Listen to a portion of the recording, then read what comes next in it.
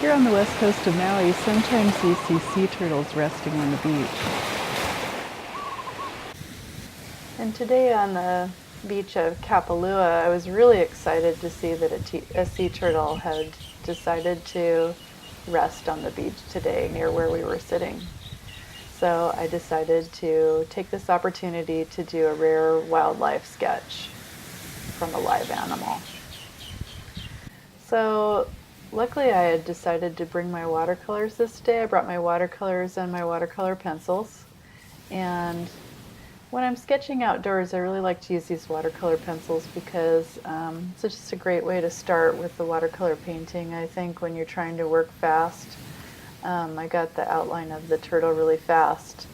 And then I don't have to worry about if these lines are perfect or not, because if I don't like them, I can blend them with the water right into the watercolor. So starting out with a green here, just a kind of a moss green, which I know I'm going to be using some of this color on this green sea turtle. So it'll work well when I put the watercolor on. It'll just blend in really nicely. So I like to bring my watercolor tray, my travel tray, filled up with some of the colors that I normally use from Daniel Smith. So then when I'm using the colors here, I'm really familiar with them, and I don't have to think too much about what the different pigments will do when I'm outside here. I want to work fast because in my past experiences, some of the sea turtles will sit there all day and all night and won't really move much.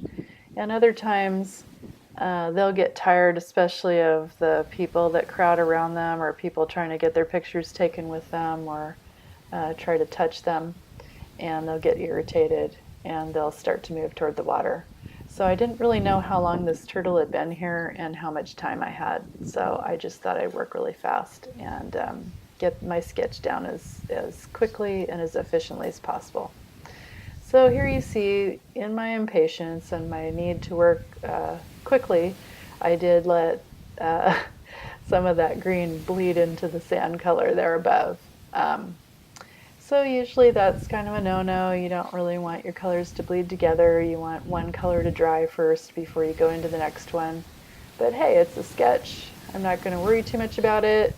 I'm taking pictures of the turtle and a little video of the turtle as well. So I'll have all these reference materials to use later on in case I want to do something from this. And seriously, that little bit of green bleeding into the sand color is not going to bother me all that much. I think part of learning to use watercolor and learning to love watercolor is to don't let things like that bother you too much, and just learn to work with them. Sometimes those little mistakes are things that add value to your painting later on. And I know that's hard to believe if you're just starting out, but it's really true. I make mistakes all the time, and those things I incorporate them into my painting, and usually it works out more often than not. So don't sweat it and just keep working. And unless it's a huge glaring error like a big drop of black India ink in the middle of your painting or something like that, it's usually going to work out fine and not a big deal. So using some neutrals here. You really need a lot of neutrals when you're working out in nature. Right out of the tube, most colors don't work. Like if I had used a really bright green with this turtle, obviously it wouldn't be the right color. In fact, it's almost hard to tell what color he is when you're looking at him there in the shadows. But he has a lot of that sand color on him because he's got sand on him. And he also has some of that kind of almost a yellow ochre color mixed in on his shell. The shadows make him look a little greener than he really is. So I'm just going with what feels right at the time and mixing neutrals mostly out of my burnt umber, ultramarine, and mixing in a little bit of my green gold or my olive green, the two colors I really love from Daniel Smith, and also a little bit of yellow ochre. which I think warms it up and kind of really lends itself to that sand color.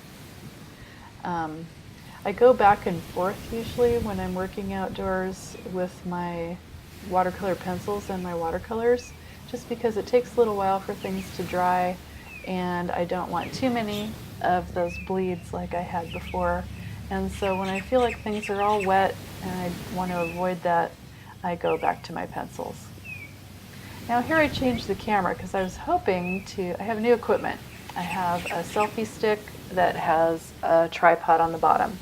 And so this is the first time I've ever used that, and I was trying to get a view of my sketch and the turtle in the same shot.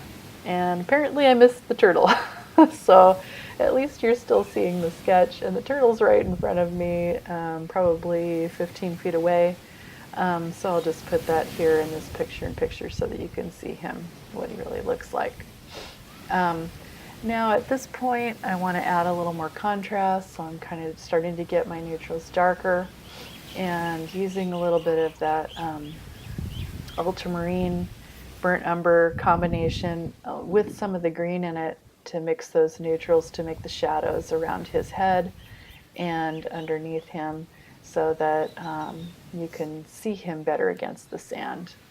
I'm also taking some liberties with the color here. He's really in a lot of shadow, and then it's bright behind him. So when you look at my photograph, it's almost silhouetted. It's a little hard to get detail out of his face and everything. So I'm taking some liberties, lightening that up, adding a little more contrast so that you can see him better. And that's one of the things you do as a painter, is make those decisions to make a better presentation in the end. To me, obviously, the turtle's more important than that shadow, and although lighting is very important, sometimes you don't get the exact perfect lighting that you would like. And in this case, I'm not going to be able to move the light because it's natural sunlight, and I'm certainly not going to be able to move that turtle into the sun. So unlike painting a model in the studio, this is wildlife, and you have to make do with what you have. There's a little bit of that watercolor there, and in Hawaii that water is such an aqua color. It's so, to me, almost an unnatural color because I'm used to the Pacific Northwest and everything being kind of a darker blue. This is an aqua blue, so I mixed some of the green that I used in the turtle, some of the green gold, a little bit of olive green, and then some of the cerulean blue that I use for skies around here a lot. And it made almost the perfect ocean color there. Not too worried about the ocean and the water right now, just kind of wanted to get some of that blue in there so you know that's there, and really want to do the finishing touches on my turtle before he decides to move. And so far so good. Got a pretty nice sketch of that turtle, and here he is in all his glory. It's a pretty nice sketch, and I'm pretty happy with it for the short time that I had there. And so now I just want to show you, I did get some video of the turtle as he moved toward the water, and I'll just tell you, this is actually sped up a little bit. So he took quite a bit of time to get back down to the water, for even this short space between him and the edge of the ocean. But people were coming around looking at the turtle, wondering if he was injured, wonder if he was sick, and they were worried about him. And I just love to see when they turn around and just pull themselves back into the water and have people kind of relieved and knowing that that's just something that they do. It's a healthy turtle doing what healthy turtles do, and he got some much needed rest, and now he's going back into the water. Which I'm sure will be quite a treat for the people who are out snorkeling out there right now, when he swims by them, and they can take a look at him actually swimming in his natural habitat. And they're so graceful in the water and so fun to watch. And now don't forget to subscribe if you'd like to see more videos like this, and stop by and check out my webpage, my Facebook page, or take a look at my Instagram account if you'd like to learn more about me, my art, and my children's book illustrations.